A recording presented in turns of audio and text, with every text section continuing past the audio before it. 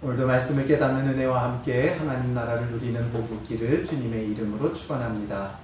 바울이 데살로니가서를 쓴 데살로니가 전서를 쓴 가장 큰 이유 중에 하나가 바로 그들이 재림과 종말에 대한 오해를 하고 있었기 때문이죠. 그래서 재림과 종말에 대한 것을 이야기하면서 오늘 본문에 그 때와 시기에 관하여 언급하고 있습니다.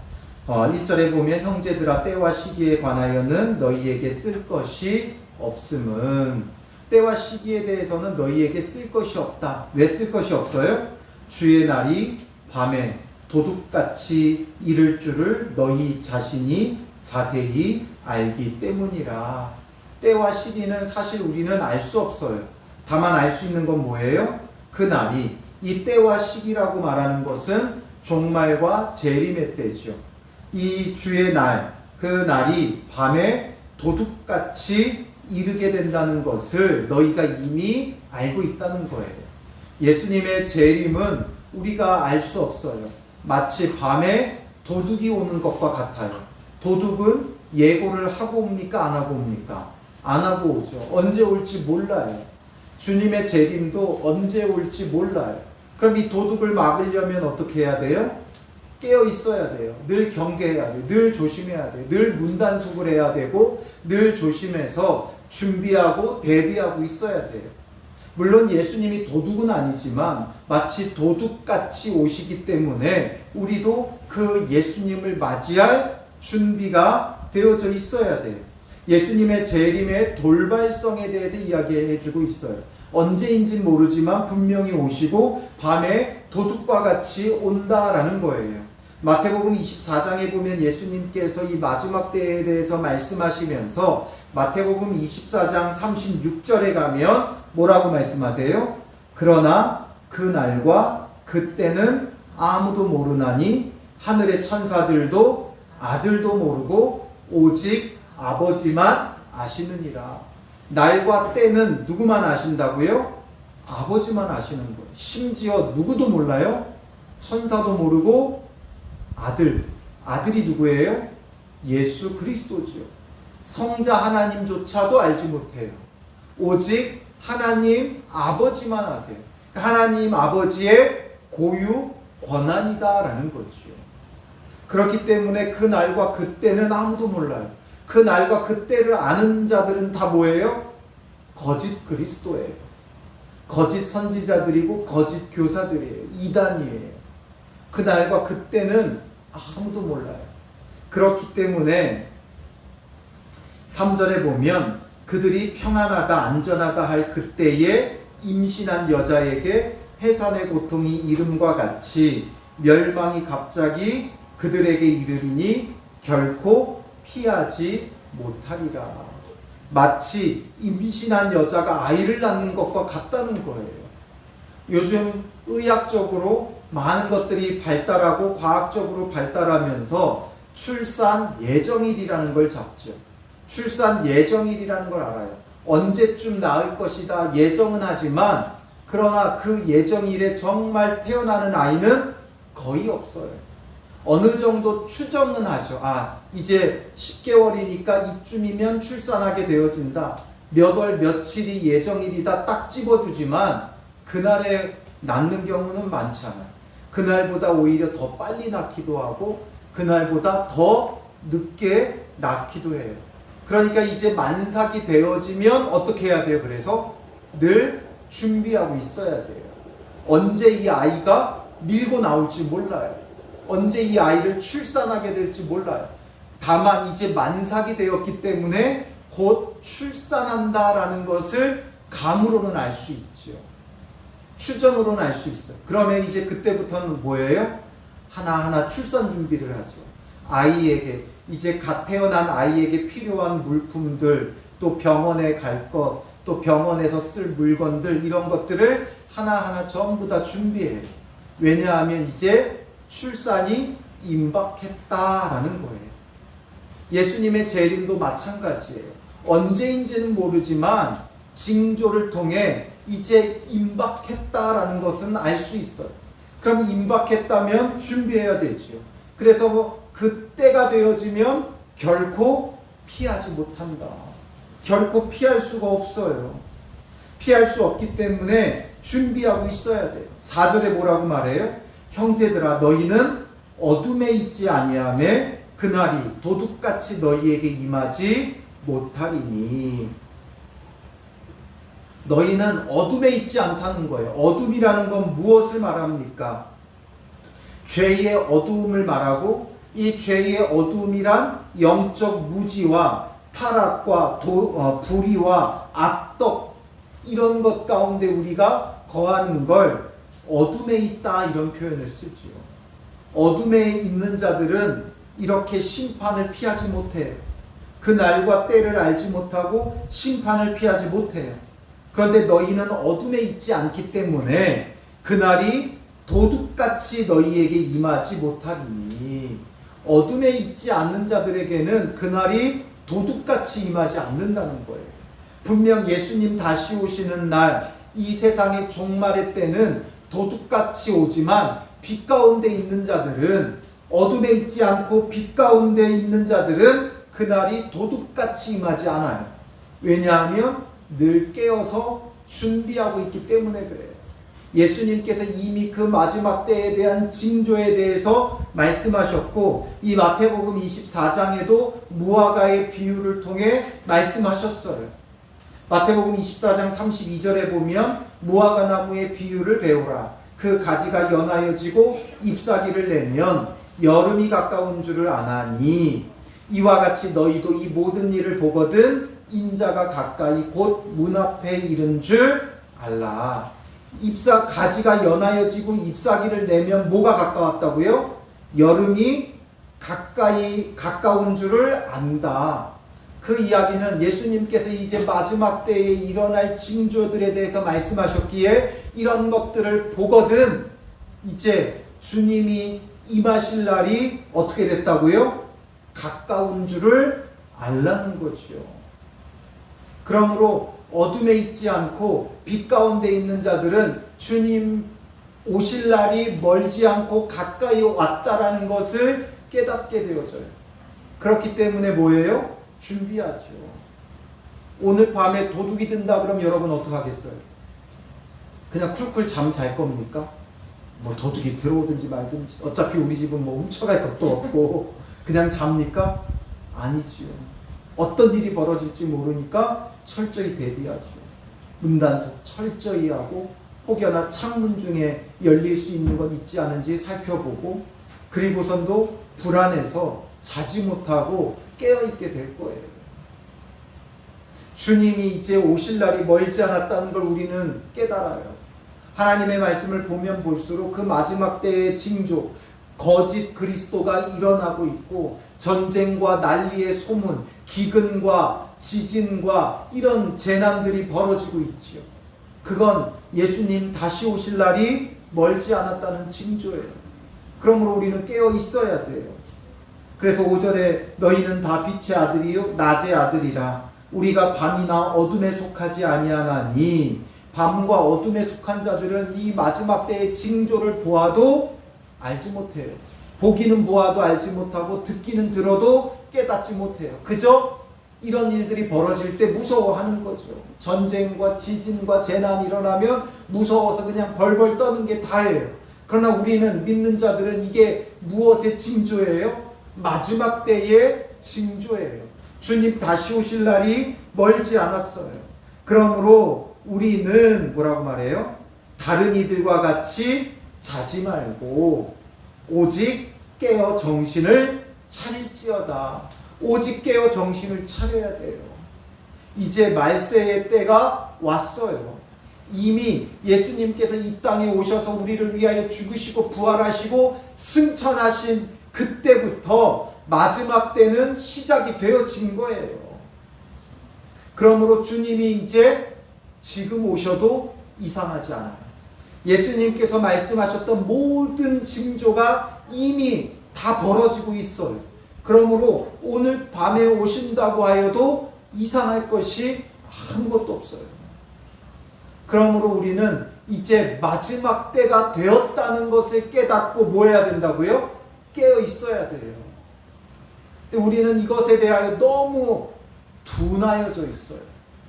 너무 둔감해져 있어요. 너무나 둔감해진 이유가 뭐예요? 그 마지막 때가 당장 이루어질 줄 알았더니 예수님께서 부활 승천하신 이후 지금 얼마의 시간이 지났어요? 약 2000년에 가까운 시간이 지났죠. 이 2000년에 가까운 시간이 지나니까 아직도 안 오셨고 2000년 동안 안 오셨는데 지금 갑자기 오시겠느냐 하는 안일한 그런 모습들이 있는 거죠. 안전 불감증이 왜 벌어져요? 별일 없으니까. 당장 별일 없으니까. 계속해서 별일 없어 왔기 때문에 여전히 별일 없을 거다 생각하다가 어떤 일이 벌어져요? 대형 사건 사고가 벌어지는 거예요. 우리가 여러 큰 참사들을 겪었잖아요. 비행기가 떨어지는 참사, 배가 침몰하는 참사, 또 멀쩡한 축제에 수많은 사람들이 죽는 참사. 이걸 누가 생각이나 했어요? 여전히 멀쩡했고 그동안 멀쩡해 왔고 그동안 아무 사고 없이 지나왔기 때문에 여전히 멀쩡할 거라 생각했다가 그런 사건 사고가 벌어졌을 때 피하지 못하는 거예요. 그러므로 배가 침몰할 때 피하지 못하는 거예요. 비행기가 떨어질 때 피하지 못하는 거예요. 수많은 사람들이 압사당할 때 피하지 못하는 거예요. 주님의 재림의 때도 마찬가지예요. 어둠의 밤에 속하여 가지고 자는 자들, 7절에 보면 자는 자들은 밤에 자고 취하는 자들은 밤에 취하되, 이건 깨어있지 못하고 아무것도 알지 못한다는 거죠. 아무것도 알지 못하고 살다가는 바로 그 심판과 멸망의 때를 결코 피하지 못하는 거예요. 그러므로 우리는 어둠에 속하지 않았고 빛의 아들이고 낮의 아들이라면 예수님의 재림을 이 마지막 때가 되었다는 걸 염두에 두고 살아가야 돼요. 오늘 하루가 우리의 마지막 날이라고 생각하고 살아가야 돼요. 주님이 오늘 밤 오셔도 이상하지 않다니까요. 그러므로 오늘이 우리의 생애의 마지막 날이 될 수도 있어요. 그러면 그 마지막 날이 된다면 우리의 삶의 자세는 어떠하겠습니까? 그냥 대충 하루를 허비할 수가 없죠. 여러분들 생애의 오늘이 마지막이라면 그 마지막 하루 얼마나 값지게 사용하려고 애쓰겠습니까? 주님 재림의 날이 멀지 않았다는 걸 우리가 믿는다면 이제 우리는 하루하루 정말 깨어서 긴장하며 이 하루를 값지게 살아가는 것이 우리에게 필요한 거예요. 그래서 6절에 뭐라 그래요? 그러므로 우리는 다른 이들과 같이 자지 말고 오직 깨어 정신을 차릴지어다. 깨어서 정신을 차려야 돼요. 우리는 늘 어떻게 해요? 아유, 오늘 못하면 내일 하지. 내일 하지. 우리에게 내일이 있다는 걸 누가 보장합니까? 내일이라는 것 속에 내일 하지라는 그 안일한 마음과 믿음을 가지면 그 내일이 우리에게 더 이상 주어지지 않는 날 어떡하겠어요? 땅을 치며 후회하고 애통하는 날이 오는 거예요. 그러므로 오늘 우리는 정말 주님의 재림의 날이 멀지 않았다는 걸 좀 인식해야 돼요. 2000년 동안 안 오셨는데 지금 오시겠느냐, 이런 우리의 안일한 마음이 아니라 이제는 그 때가 되었다. 그러므로 이 마지막 때 정말 우리가 값지게 하루하루를 깨어서 살아가는 것이 필요한 거죠. 8절에 뭐라고 말해요? 우리는 낮에 속하였으니 정신을 차리고, 정신 차려야 돼요. 믿음의 사람들이 정신 차려야 돼요. 세상이 왜 이렇게 혼란합니까? 왜 이렇게 혼탁합니까? 남들을 비난하죠. 그러나 결국에 이 세상의 문제는 믿음의 사람들이 정신을 차리지 않아서 그래요. 믿음의 사람들이 정신을 차리지 않고 밤에 속한 자처럼, 어둠에 속한 자처럼 살아가니까 그렇죠. 그러니 이제는 우리가 정신을 차리고 믿음과 사랑에 호심경을 붙이고 구원의 소망의 투구를 쓰자. 믿음, 소망, 사랑, 이것이 필요하다는 거죠. 믿음, 소망, 사랑, 이게 필요하다는 거예요. 정말 참된 믿음, 예수 그리스도를 향한 참된 믿음이 필요해요. 그리고 사랑의 섬김이 필요해요. 이 믿음과 사랑이 뭐라고 말해요? 호심경. 호심경은 이 가슴을 막는 거예요. 보호하는 거예요. 믿음과 사랑이 없으면 보호받을 수가 없어요. 소망의 투구를 쓰라 그러죠. 구원의 소망의 투구. 투구는 머리를 보호하죠. 그러니까 믿음과 소망과 사랑이 없으면 우리는 보호받을 수가 없어요. 그 어떤 악한 마귀 사탄의 공격에 속수무책으로 당한다고요. 그러니 이 악한 시대 속에 우리가 살아가려면 믿음, 소망, 사랑, 이 세 가지가 반드시 필요한 거예요. 이것이 없으면 안 되지요. 그래서 믿음의 역사와 사랑의 수고와 소망의 인내가 없으면 안 되지요. 오늘 하루 우리는 정말 마지막 날처럼 믿음과 소망과 사랑을 가지고 살아갔느냐? 여러분 자신에게 한번 물어보세요. 오늘 정말 깨어있는 자였느냐? 잠든 자처럼, 잠자는 자처럼 아무 생각 없이 그냥 하루를 허비하진 않았습니까? 잠자는 자에게는 아무런 생각이 없죠. 아무런 의지가 없어요. 오늘 우리 하루에 정말 주님 안에서 믿음을 가지고 정말 사랑으로 섬기며 소망 가운데 인내하며 살아가는 우리의 삶이 있었느냐라는 거죠.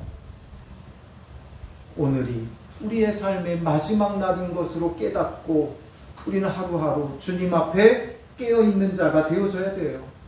잠든 우리의 신앙을 깨워야 돼요. 너무 잠들어 버렸어요. 무뎌져 버렸어요.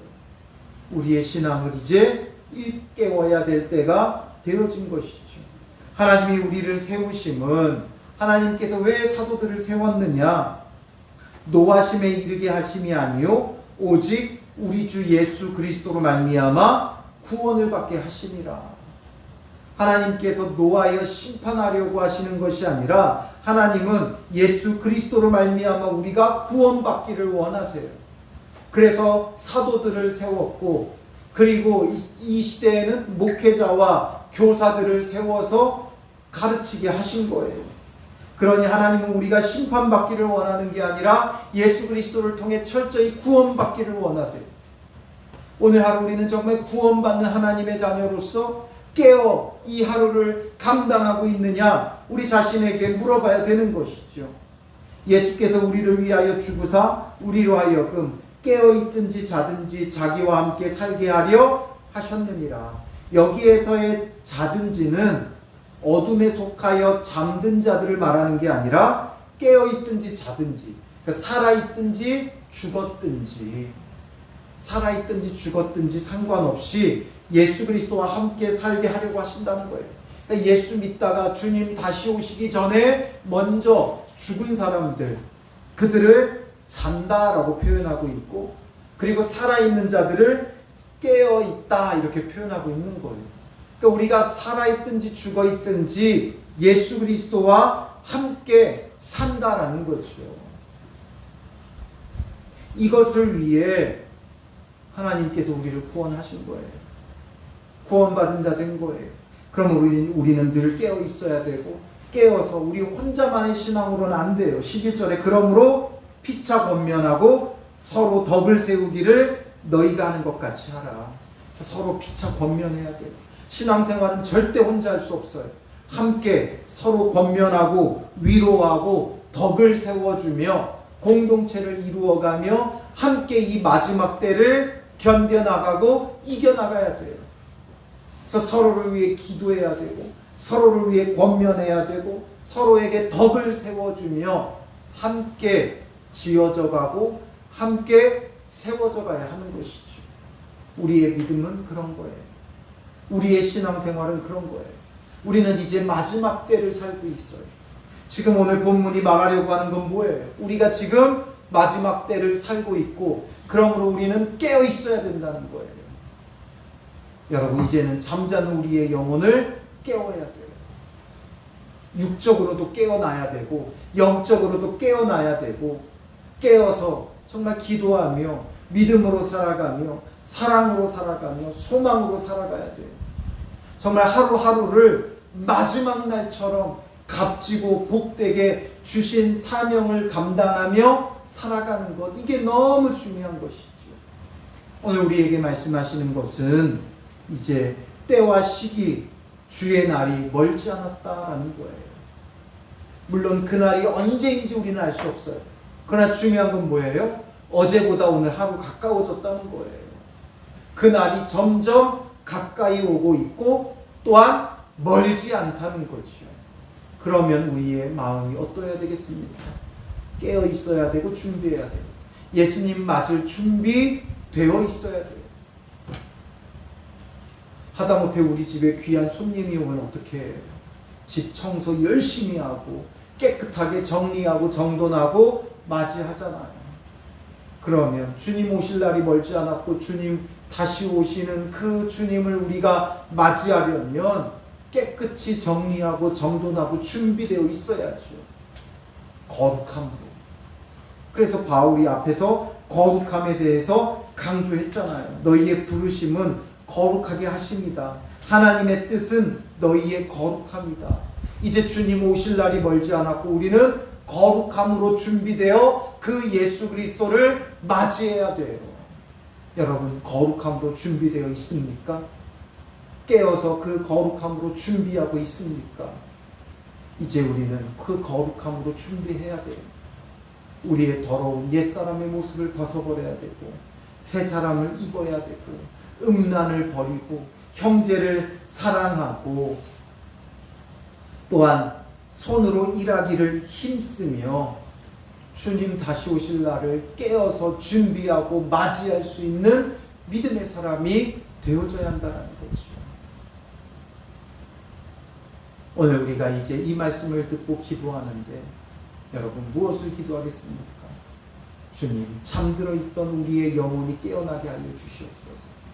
그동안 안일하게 신앙생활해 왔던 우리의 모습, 막연히 주님 다시 오실 날을 바라보았던 잠들었던 우리의 영혼을 용서하여 주시고 깨어나게 하시고, 정말 우리가 세월을 아끼며 정말 복음을 위해 살아가는 자 되게 하시고 거룩함으로 예비되어지고 준비되어지는 자 되게 하옵소서.